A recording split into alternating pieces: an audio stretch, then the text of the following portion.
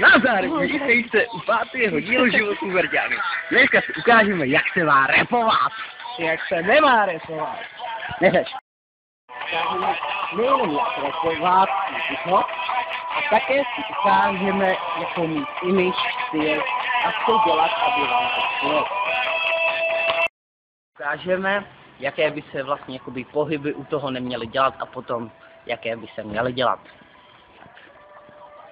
Tak. Rap šmoulové. La la la la la la la la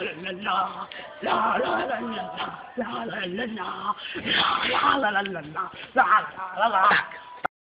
Vlastně jakoby viděli, jak se to nemá dělat. Hlavně pokud vám to fakt jako nejde, tak to nedělejte. Dopadli byste jako on. Ale ne, v pořádku. Teď si ukážeme, jak by se to dělat mělo. Jste viděli, jak se to dělat nemá. A teď uvidíte, jak se to podle nich dělat má.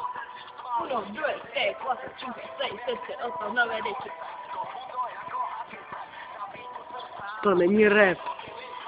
Takže takhle se to taky dělat nemá. To je jedno. Záleží také na tom, vlastně, co bude to za styl. Buď to drsný rap, lehký rap, nebo tenký rap. To nebyla Shakira. Tak to je taky možnost. A teď už jak se to skutečně má dělat. No rozhodně ne, tak jako to udělal on. Tak, jdem. Drž to a jdu na to. Super, jdi na to.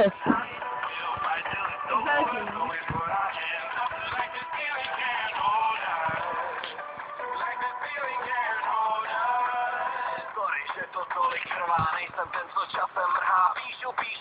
Píšu a nikomu z bloku nedá. Já nemám zájem, díky nechci. Šetřím si čas na svý texty. Tak, takhle by to mělo vypadat. Tak, jdem dál. Já se dobře na playback. Počkat, to je věc vedlejší. Takže teď uvidíte, nebo můžete vidět určitě novou věc, co si... Tak, dobře. Tak, předávám.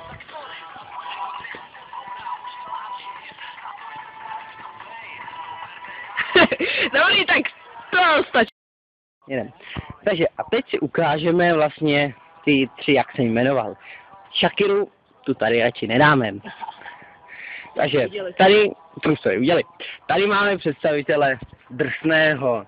Vidíte, zvláště charakterizuje se podle tváření. Tady máme jemného. Vidíte, vypadá, jako by se zrovna... jako by se zrovna počural. A tady máte tenkýho. Vidíte, že já sice tenkej nejsem, ale to nevadí. Tak. A teď si vlastně ukážeme jako prostě třeba rap battle. Jak prostě rapovat ve dvojicích. Jedem na to. This is the new back. Vybereme si k tomu nějakou písničku a hned zpátky. Ukážeme rap rapovat ve dvojicích. Naše mikrofony. První bude začínat Robin a utká se se mnou. Ahoj. Jedem. Ahoj.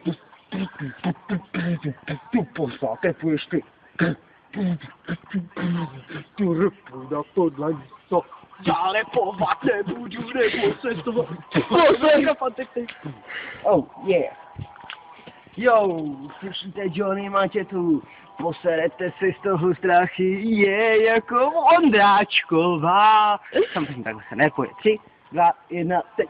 Co si myslíš, že jsi sexána, umíš čarovat? Dej si radši banána, půjdu se podívat, jak umíš čarovat, trepovat, malovat, budu tě fakovat, jak tvoje máma. Dokonce jste si mě poprskal. To byl účel.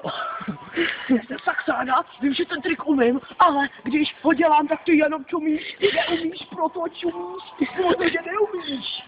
Jo, radši si bych prsty prdel banánem, půjdu se podívat, jak honíš si péro nad ránem.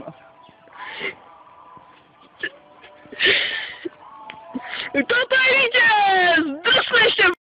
To byl dnešní díl. V příštím díle, no to se nechce překvapit, ale jeden tip. Pokud si děláte kafe, tak opatrně. No ale, počkat. Fuj, to je sračka. Jo, tak. A teď bychom chtěli... Čau, Hryníčku. Teď bychom chtěli prokázat postu jedné naší paní učitelce Liškové. Jdem.